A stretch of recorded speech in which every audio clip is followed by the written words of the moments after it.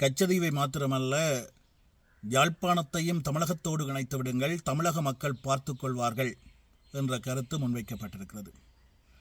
இந்த கருத்தை முன்வைத்திருப்பது யாழ் மாவட்ட மக்களுடைய பிரதிநிதியாக நாடாளுமன்றத்தை பிரதிநிதித்துவம் செய்யக்கூடிய நாடாளுமன்ற உறுப்பினர் அர்ஜுனா ராமநாதன். எந்த வகையிலுமே சாத்தியமற்ற, எந்த வகையிலுமே எங்களுடைய மக்களுக்கு நன்மையை பெற்றுக் கொடுக்க முடியாத இவ்வாறான கருத்துக்களை முன்வைப்பதற்காகத்தான் யாழ் மாவட்ட மக்கள் நாடாளுமன்ற உறுப்பினர் அர்ஜுனா ராமநாதனை மக்கள் நாடாளுமன்றம் அனுப்பியிருக்கிறார்களா? அங்கே இருக்கக்கூடிய தென்னிலங்கை நாடாளுமன்ற உறுப்பினர்களுக்கு ஒரு நகைச்சுவை பாத்திரமாக விளங்குவதற்காகத்தான் யாழ் மாவட்ட மக்கள் இவரை நாடாளுமன்றம் அனுப்பினார்களா? இல்லை. தங்களுடைய பிரச்சனைகளை உரத்து பேசுவார், அவை தொடர்பிலே நடவடிக்கைகளை மேற்கொண்டு தீர்வுகளை பெற்றுத் தருவார் என்ற நம்பிக்கையிலேதான் நாடாளுமன்றத்திற்கு அர்ஜுனா ராமநாதனை மக்கள் அனுப்பியிருக்கிறார்கள். அவருக்கான வாக்குகளை அளித்திருக்கிறார்கள். நாடாளுமன்ற உறுப்பினர் அர்ஜுனா ராமநாதன் நாடாளுமன்றத்திற்கு செல்வதற்கு அல்லது ஒரு அரசியல்வாதியாக அவர் மாறுவதற்கு அடிப்படையாக இருந்தது சாவகச்சேரி விவகாரம். சாவகச்சேரி வைத்தியசாலையிலே தவறுகள் இடம்பெறுகின்றன, ஊழல் மோசடிகள் இடம்பெறுகின்றன. அப்போது அதிகாரத்தில் இருந்த மக்கள் பிரதிநிதிகள் அதனை சரியாக கையாளவில்லை. மக்கள் அந்த அதிகாரத்தை தன்னுடைய கையிலே வழங்குவார்களாக இருந்தால் சரியான முறையிலே அவற்றை கையாண்டு உரிய தீர்வினை, வினைத்திறனான செயற்பாடுகளை உறுதிப்படுத்த முடியும் என்ற உத்தரவாதத்தை வழங்கியதன் அடிப்படையிலே தான் மக்கள் அவருக்கான வாக்குகளை வழங்கினார்கள். நாடாளுமன்றத்திற்கு தெரிவு செய்யப்பட்டார். இதுவரையிலே சாவகச்சேரி வைத்தியசாலையிலே காணப்படுகின்ற பிரச்சனைகளுக்கு இவ்வாறான தீர்வுகள் பெற்றுக் கொடுக்கப்பட்டிருக்கிறது. அதோடு என்ன நடவடிக்கை, தீர்வு வேண்டாம், என்ன நடவடிக்கை முன்னெடுக்கப்பட்டிருக்கிறது? எதுவுமே இல்லை. நாடாளுமன்ற உறுப்பினராக தெரிவு செய்யப்பட்டதும் யாழ் போதனா வைத்தியசாலையிலே சுகாதார தொண்டர்களாக பணியாற்றியவர்களை ஒரு பகுதியினரை அழைத்து கொண்டு கொழும்பிலே அமைந்திருக்கக்கூடிய சுகாதார அமைச்சிற்கு சென்றார். அவர்களுக்கு தீர்வு பெற்று தருவதாக, வேலைவாய்ப்பை பெற்றுத் தருவதாக உறுதியளித்து, நிரந்தர நியமனங்களை பெற்றுத் தருவதாக உறுதியளித்து என்ன நடந்தது? பெற்றுக் கொடுக்கப்பட்டு விட்டதா? இல்லை. யாழ்ப்பாணத்திலே வேலைவாய்ப்பிற்காக போராட்டம் நடத்தி கொண்டிருக்கின்ற வேலையில்லா பட்டதாரிகளை சந்தித்து தனக்கு சார்பான சில ஊடகவியலாளர்களை அல்லது யூடியூபர்ஸை அழைத்துக் கொண்டு சென்று அங்கே அவர்களுக்கு உத்தரவாதங்கள் அளிக்கப்பட்டன. அவர்களுக்கான வேலைவாய்ப்புகள் பெற்றுக் கொடுக்கப்பட்டு விட்டதா? இல்லை.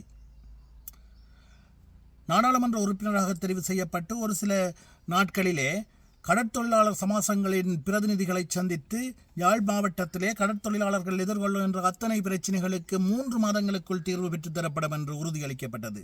என்ன ஆச்சு? என்னென்ன பிரச்சனைகள் தீர்ப்பதற்கான நடவடிக்கைகள் முன்னெடுக்கப்பட்டன? தீர்வுகள் வேண்டாம், அவற்றை தீர்ப்பதற்கான நடவடிக்கைகள், எவ்வாறான நடவடிக்கைகள் முன்னெடுக்கப்பட்டிருக்கின்றன? எவையும் இல்லை. ஆக நாடாளுமன்ற உறுப்பினர் அர்ஜுனா ராமநாதனை பொறுத்தவரையில் ஒவ்வொரு நாளும் தான் ஒரு பேசுபொருளாக இருக்க வேண்டும் என்பதுதான் அவருடைய எதிர்பார்ப்பு.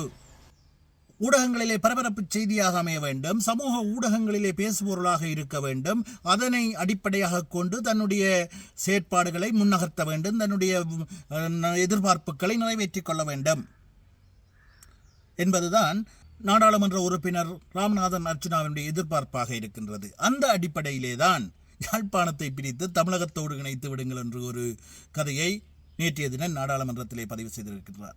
ராமநாதன் அர்ஜுனா அவர்களே, உங்களுடைய இவ்வாறான பேச்சுக்கள் தமிழ் மக்களுக்கு எதிராக பயன்படுத்தப்படுகிறது, தமிழ் மக்களுடைய அரசியல் அபிலாஷைகளுக்கு எதிராக பயன்படுத்தப்படுகிறது என்பதை நீங்கள் அறிந்திருக்கிறீர்களோ தெரியவில்லை. தற்போது யாழ்ப்பாணத்தை பிரித்து தமிழ்நாட்டிடம் ஒப்படையுங்கள் என்கிறீர்கள். யாழ்ப்பாணத்தை பிரித்து ஒப்படையுங்கள் என்பது நாட்டை பிரித்து ஒப்படையுங்கள் என்கிறீர்கள். இலங்கையுடைய இறைமைக்கு பாதிப்பை ஏற்படுத்தும் வகையில், இறைமையை பாதிக்கும் வகையிலே உங்களுடைய கருத்துக்கள் அமைந்திருக்கின்றன. நீங்கள் சத்திய பிரமாணம் செய்து கொண்ட 6வது திருத்தச் சட்டத்திற்கு முரணாக நீங்கள் கருத்து வெளியிட்டிருக்கிறீர்கள். நாட்டிலே தற்போது நடைமுறையில் உள்ள பயங்கரவாத தடை சட்டத்தின் அடிப்படையிலே வழக்கு தொடர்ந்து நடவடிக்கை மேற்கொள்ளக்கூடிய ஒரு கருத்தை வெளியிட்டிருக்கிறீர்கள். ஆனால் அது தொடர்பிலே யாரும் கண்டுகொண்டதாக தெரியவில்லை, அல்லது கண்டும் காணாமல் விடப்பட்டிருக்கிறது. அப்படி என்றால் இந்த அரசாங்கம் இவ்வாறான உங்களுடைய கருத்துக்களை உள்ளூர ரசிக்கின்றது, உள்ளூர விரும்புகின்றது என்றுதான் அர்த்தம். இந்த அரசாங்கம் மாத்திரமல்ல, கடந்த கால ஆட்சியாளர்கள் மத்தியிலும், அது கோட்டாபாய ராஜபக்சவாக இருந்தால் என்ன, ரணில் விக்ரமசிங்கவாக இருந்தால் என்ன, மஹிந்த ராஜபக்சவாக இருந்தால் என்ன, அதற்கு முன்னர் இருந்த சந்திரிகா அம்மையாரோ பிரேமதாசாவோ அல்லது ஜே.ஆர். ஜெயவர்தன யாராக இருந்தாலும் அவர்களிடம் ஒரு பொதுவான நிகழ்ச்சி நிரல் அல்லது நிலைப்பாடு இருந்தது.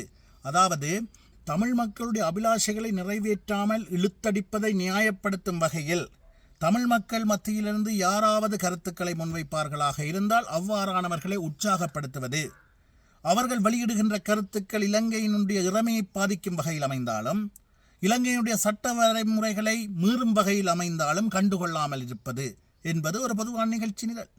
அந்த வகையில்தான் இந்த அரசாங்கமும் உங்களுடைய இவ்வாறான கருத்துக்களை கண்டுங்காணாமல் இருக்கின்றது, உங்களை பயன்படுத்துகின்றது. தற்போது தமிழ் மக்கள் மத்தியிலே மாகாண சபை தேர்தல் நடத்தப்பட வேண்டும் என்ற எதிர்பார்ப்பு அல்லது வலியுறுத்தல் பரவலாக முன்வைக்கப்பட்டு வருகிறது. இருக்கின்ற அதிகாரங்களையாவது நடைமுறைப்படுத்துங்கள் என்ற கோரிக்கைகள் முன்வைக்கப்பட்டு வருகிறது. இந்தியாவும் அந்த அழுத்தங்களை கொடுத்து வருகின்றது. அண்மையில் கூட இலங்கைக்கான விஜயத்தை மேற்கொண்ட இந்திய துணை ஜனாதிபதியும் அந்த விடயத்தை இலங்கை ஜனாதிபதியிடம் தெரிவித்திருப்பதாக சொல்லப்படுகிறது. இவ்வாறான சூழலிலே நீங்கள் அடிக்கடி சொல்கிறீர்கள், வடக்கு மாகாண சபை தேர்தல் நடத்தப்படுமாக இருந்தால் நான் தான் முதலமைச்சராக வருவேன் என்று. அவ்வாறு கூறுகின்ற அதே வாயாலேயே யாழ்ப்பாணத்தை பிரித்து தமிழகத்திடம் ஒப்படையுங்கள் என்று சொல்கிறீர்கள். இது நிச்சயமாக தென்னிலங்கையிலே அதிர்வுகளை ஏற்படுத்தும். ஏற்கனவே சமூக ஊடகங்களிலே பல்வேறு கருத்துக்கள் வெளியாக தொடங்கிவிட்டன. ஒருவேளை அவ்வாறு வெளிவராவிட்டாலும் திட்டமிட்டு அதிர்வுகள் ஏற்படுத்தப்படும். அவை பரபரப்பான கருத்துக்களாக அங்கே தென்னிலங்கையிலே கட்டமைக்கப்படும். நாட்டை பிரிக்கப் போகிறார்கள், பிரிவினை ஏற்படுத்தப் போகிறார்கள், இந்தியாவிடம் யாழ்ப்பாணத்தை ஒப்படைக்கப் போகிறார்கள் என்று அங்கே கருத்துருவாக்கம் செய்யப்படும்.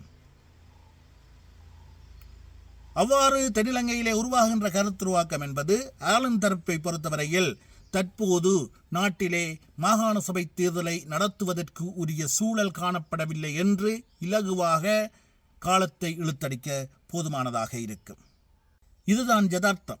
ஆக நாடாளுமன்ற உறுப்பினர் அர்ஜுனா ராமநாதனுக்கு தனக்கு கிடைக்கின்ற எதையுமே சரியாக பயன்படுத்த தெரியவில்லை.